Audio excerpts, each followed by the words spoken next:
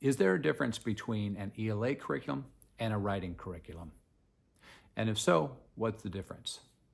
Hi, I'm Greg Barron, creator of the Barron Method, and in this video, I'll discuss these two important topics. First, is there a difference? Absolutely, there is. Most ELA curriculums do a solid job of teaching writing mechanics. However, many fall short when it comes to helping students get their ideas from their heads onto the page. The Barron Method addresses this disconnect. We believe that you can't teach students language arts if they hate to write or won't write. We found that it's more effective and helpful for students to teach them how to get their ideas from their heads onto the page, and during the process, teach language arts. So how else are these two curriculums specifically different? I'll use university as an example.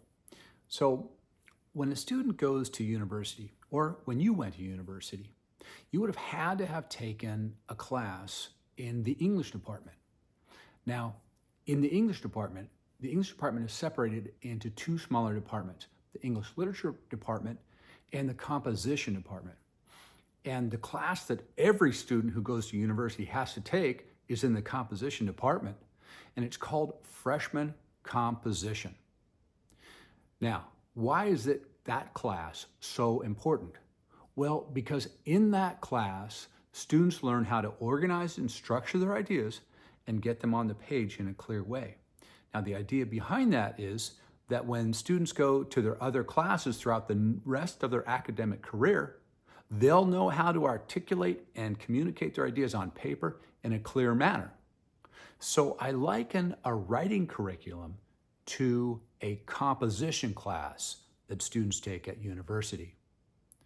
And what we want to do is, for grades 2 through 12, we want to start introducing those concepts when our kids are in second grade, moving all the way up through 12th grade. So let's talk about then the difference between English language arts and writing curriculum.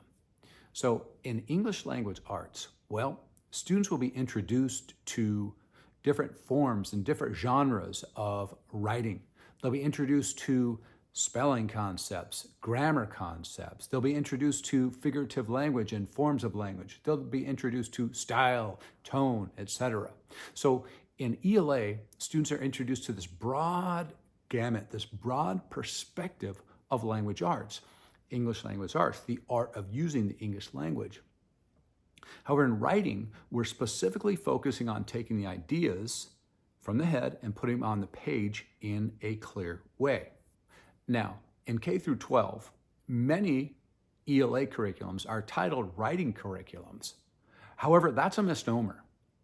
You'll know that your writing curriculum is an ELA curriculum if they focus on, as I said, reading and the different genres and conventions with grammars and spelling, etc.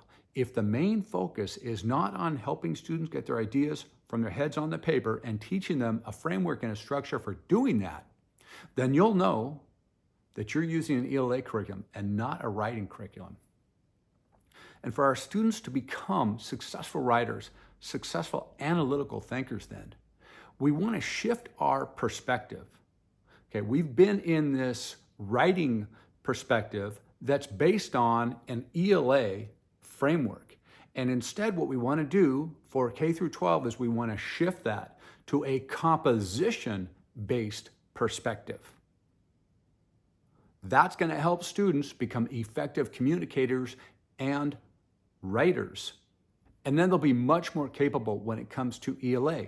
Why? Because they'll be able to articulate their ideas. When they read a story or they read an article, they'll be able to interact much more effectively with their teacher, with peers, because they can confidently communicate about it. So, is there a difference? And how are they different? Absolutely, there's a difference. How are they different? Well, again, composition-based versus English literature-based. So, thanks for watching. I'm Greg Barron. Happy writing.